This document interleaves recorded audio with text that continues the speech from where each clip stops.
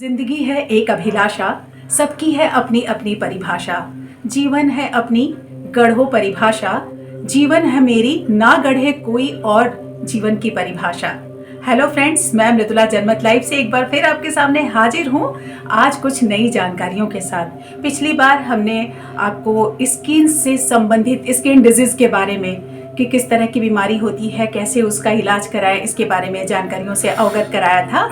आज उसी सिलसिले को आगे बढ़ाते हुए हम आज फिर से कॉस्मो स्किन सेंटर के डॉक्टर संजय कुमार के पास पहुंचे हैं और कुछ नई जानकारियों के साथ। और सर, सबसे पहले ये बताएं कि लड़कियां हैं, डॉक्टर के पास जाती हैं, अगर उनको पिंपल्स हो जाए या स्किन में किसी तरह की प्रॉब्लम हो जाए तो डॉक्टर के पास जाती हैं, कंसल्ट करती हैं, ट्रीटमेंट भी कराती हैं। लेकिन किसी एक लड़की ने ट्रीटमेंट कराया और उसका वो पिंपल्स या जो भी उसके प्रॉब्लम्स हैं वो ठीक हो जाता है। उसके बाद कॉलेज में या स्कूल में या हॉस्टल में जहाँ भी दूसरी उनकी फ्रेंड्स देखती हैं तो पूछती हैं कैसे ठीक हुआ। उसने बोला कि मैंने डॉक्टर से कंसल्ट किया था, बट वो या उनकी फ्रेंड्स फिर अचानक से उनका सजेशन होता है कि डॉक्टर से कंसल्ट करने की क्या ज़रूरत है, इससे प्रिस्क्रिप्शन में जो दवा है वही यूज़ कर लेते हैं, हम भी ठीक हो जाएगा।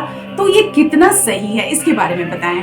जैसा कि आपने कहा कि मैं इस जो परिपाटी है इससे सहमत नहीं हूँ, और ये कि बहुतायत में समाज में पाया जाता है ये चीज़ कि मैंने उन डॉक्टर से दिखाया था, डर्मेटोलॉजिस्ट ही हैं भाई, जब वो अच्छा प्रिस्क्राइब किए हैं तो सही ही होगा, तो मैं भी यूज करके देखती हूँ। जब उनका ठीक हो गया तो मेरा भी ठीक हो जाएगा।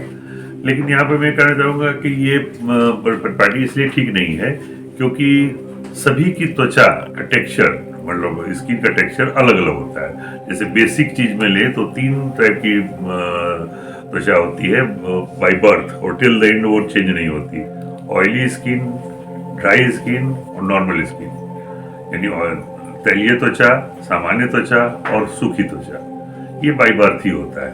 तो अकॉर्डिंग टू ये टेक्सचर के अनुसार आपको डॉक्टर उसी हिसाब से प्रिस्क्राइब करता है मेडिसिन। दूसरा कि आपकी कोई और डिजीज साथ में पहले से चल रही है, क्रोनिक डिजीज है अगर, तो अकॉर्डिंग उसके लिए ये दवा मुफीद है कि नहीं, इस बात को भी ध्यान में रखा जाता है।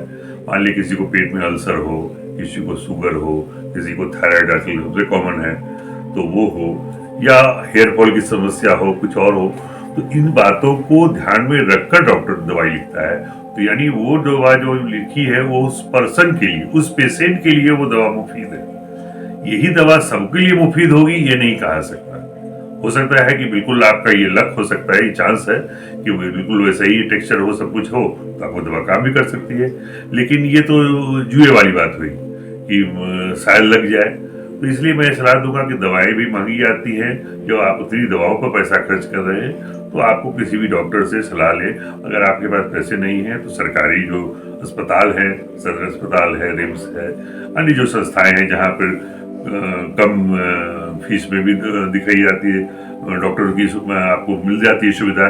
बहुत सारे ट्रस्ट भी हैं जो संचालित होते हैं, लेकिन उसमें थोड़ा सा समय देना पड़ता है। तो वहाँ भी दिखाएं, ये मैं नहीं कहूँगा मेरे पास ही आके दिखाएं, वहाँ दिखाएं, लेकिन डॉक्टर से सलाह लेकर ही अपना इलाज कराएं। सर, हमारे यहाँ एक परिपाटी और चली आ रही है, ओवर द काउंटर यानी OTC। हमारे कुछ भी प्रॉब्लम हो, हम केमिस्ट के पास जाते हैं और जाके कहते हैं कि ये देखिए ना, स्किन में काले धब्बे हो गए हैं, यहाँ थोड़ा रेड हो गया है, आप कोई भी दवा दे दीजिए, और केमिस्ट भी दवा दे देता है और हम लेके चले आते हैं। तो ये परिपाटी कहाँ तक सही है, इसके बारे में आप क्या कहेंगे? हाँ, ये भी जैसा आपने कहा कि ये भी बहुत आया देखा जाता है कि केमिस्ट से हमने क्रीम लगाई थी, और बहुत समय में तो हम पेशेंट को देखते ही समझ जाते हैं कि इसने कोई मेडिकेटेड क्रीम लगाई है, कि उसका दुष्प्रभाव चेहरे पर दिखता है। कुछ तो एडमिट करते हैं कि हाँ हमने लगाया, कुछ एडमिट भी नहीं करते कि नहीं हम कॉस्मेटिक खाली विको क्रीम लगाते हैं, पॉन्ड्स कोल्ड क्रीम लगाते हैं, कोई मेडिकेटेड दवा नहीं। लेकिन सच्चाई यही है कि वो सब प्रयोग कर चुके होते हैं। तो केमिस्ट के पास गए और उन्होंने बताया, केमिस्ट भी देखता है कि इनकी कितनी कैपेसिटी है, उस हिसाब से अपनी मेडिसिन उनको बेच भी देता है। तो ये परिपाटी तो और ही डेंजरस है। और इस पर जैसा कि पहले पूर्व में जो हम लोगों ने चर्चा की कि एक डॉक्टर से दिखाई हुई प्रिस्क्रिप्शन से दूसरी दवा ली, उससे भी ज्यादा, क्योंकि उसमें जो केमिस्ट है वो जिसमें उसकी मार्जिन ज्यादा होगी उसी दवाओं को वो देगा, उसे कंपनी का भी ख्याल नहीं रखेगा और वो पेशेंट को देखेगा ही नहीं। तो सबसे बड़ा बात है कल को वो दवा कितनी कारगर है और कितना रात में लगाने का है, सुबह में लगाने का है, कि 1-2 घंटे बाद धो देने का है, उसके बारे में उसको विशेष आइडिया नहीं होता। तो ये तो बहुत ही ज्यादा खतरनाक है और हमने देखा है इसका सबसे ज्यादा दुष्प्रभाव ये पड़ता है। तो इस चीज की तो मैं बिल्कुल ही सलाह नहीं दूंगा कि आप केमिस्ट से पूछ करके कोई दवा का प्रयोग करें। घरेलू इलाज है, उससे अच्छा है कि जो दादी माँ के नुस्खे हैं, पुदीना, धनिया, फलाना ठिकाना, ये सब चीज जो है वो प्रयोग कर सकते हैं। लेकिन अंग्रेजी दवाओं का प्रयोग आप ओवर द काउंटर प्रोडक्ट जो है लेकर के यूज ना करें, जो विज्ञापन में आपने देखा है, और किसी सुनी बातों पर कभी नहीं भरोसा करना चाहिए।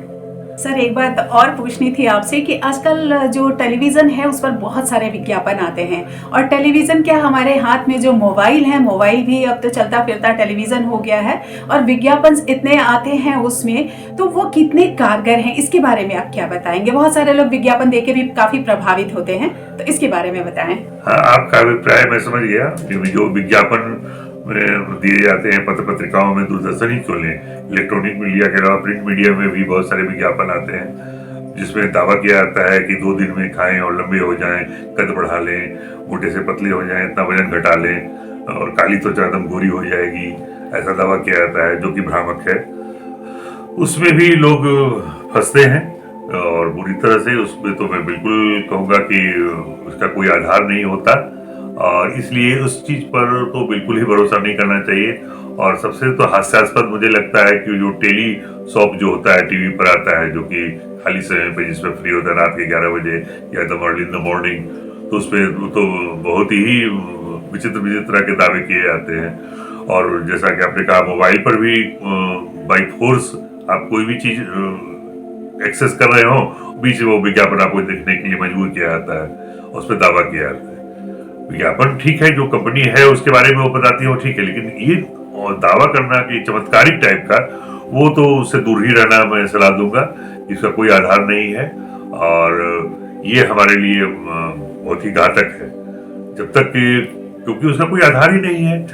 इसलिए मैं इस चीज की बिल्कुल खिलाफत करता हूँ कि कभी भूल करके भी जो विज्ञापन वाले हैं उनका प्रयोग ना करें। डॉक्टर साहब, जैसा कि हम सभी जानते हैं, अभी होली आने वाली है, और होली में अक्सर देखा जाता है कि रंगों का त्योहार है, तो चेहरे पे रंग तो लगाते ही हैं लोग, और साथ ही गुलाल भी चेहरों पे रगड़ते हैं। कभी कभी तो बहुत गंदे तरीके से लगाते हैं, और उसका दुष्प्रभाव भी होता है चेहरे पे, क्योंकि रंगों में या गुलाल में बहुत सारे केमिकल्स का उपयोग होता है।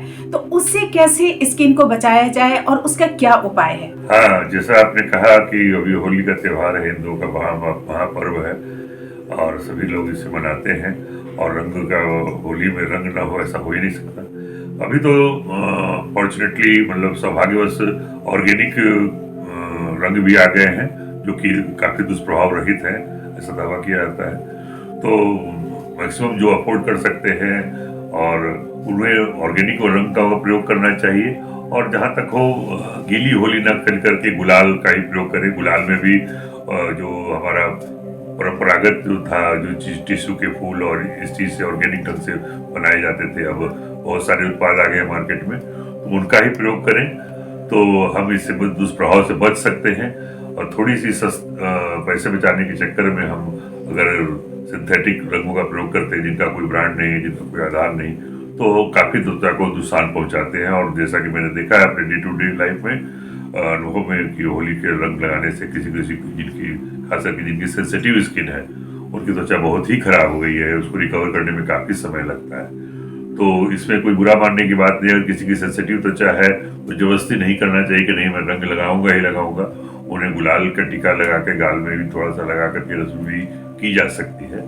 तो इस तरह से अगर हम ध्यान रखें कि होली खुशी का त्योहार है, उसे खुशी में ही परिवर्तन रहने दें, उसे किसी दुखद स्थिति में न लाएं और सभी लोग हंसी खुशी मनाएं। इसके लिए हम यही कर सकते हैं कि अच्छे क्वालिटी का ऑर्गेनिक रंग का प्रयोग करें, और जो हर्बल ये गुलाल आते हैं उनका ही हम प्रयोग करें।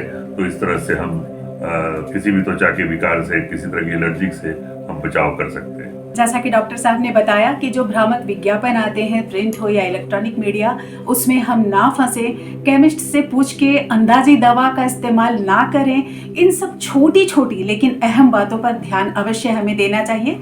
डॉक्टर साहब ने काफ़ी ज़रूरी बातें बताई हैं जिस पे हम अमल करेंगे तो शायद हम ज़्यादा खुश और ज़्यादा अपने स्किन का केयर कर पाएंगे।